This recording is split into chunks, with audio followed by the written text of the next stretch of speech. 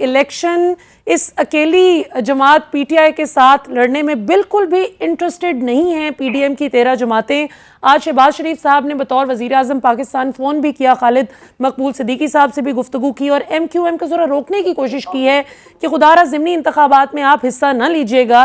तो ऐसे में आपको क्या लगता है, अगर जेल भरो तहरीक भी बिल फर्ज कामयाब नहीं हो पाती या वो उस अमाउंट का प्रेशर आप नहीं एग्जर्ट कर पाते जो आप लोग उम्मीद कर रहे हैं, तो फिर आगे आपको क्या नजर आता है? इलेक्शन तो वो करवाने के मूड में नहीं है। देखिए, वो इलेक्शन करवाने के मूड में नहीं है, तो फिर मेरा सवाल है, क्या वो आइन को तोड़ने के मूड में है? क्या वो आइन शिकने के मूड में है? क्या वो आर्टिकल 6 के जिम्मे में आने के मूड में है? ये फैसला हुकूमत को करना होगा।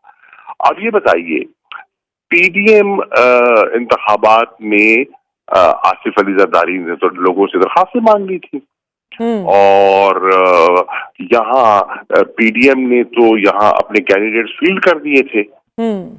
तो अगर वो इंतखाबात के मूड में नहीं थे तो फिर उन्होंने अपने कैंडिडेट्स फील्ड क्यों किए?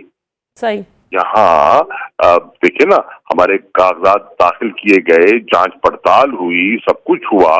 मुल्तान में तो इन्होंने फिर नून ने गमले भी चलाए और अपनी मतलब है अपना असली चेहरा लोगों को दिखाया, फसाद किया, सब कुछ किया। तो अगर आपने इलेक्शन नहीं लड़ना था तो ये तरद्दुद की जरूरत क्या थी? आज इलेक्शन से फरार क्यों हो रहे हैं? इलेक्शन से फरार इसलिए हो रहे हैं कि लोगों का सामना नहीं कर पाए।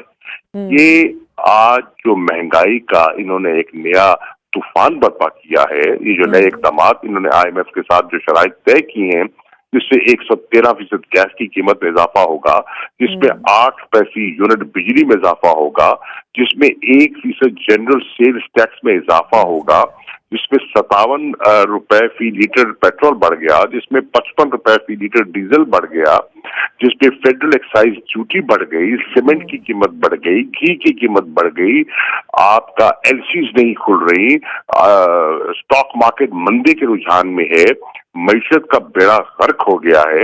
इसलिए ये इलेक्शन से फरार जा रहे हैं। कभी ये दहशतगर्दी की आड़ लेते हैं और कभी जो है खजाने का, अगर खजाना खाली है जी और ये परेशानी है तो 85 रुकनी काबीना की क्या जरूरत है? पहले शहबाज शरीफ साहब इसकी तो छांटी करो। आज पहला फैसला करो कि मैंने कौम को कफायत शारी का पैगाम दिया है और मैं 85 रुकनी कैबिनेट को कम करके 15 रुकनी कर रहा हूँ। तो लोगों को महसूस तो हो ना कि भाई कोई कफायत शारी का काम किया है, सारा बोझ आम आदमी पर। बिल्कुल सही।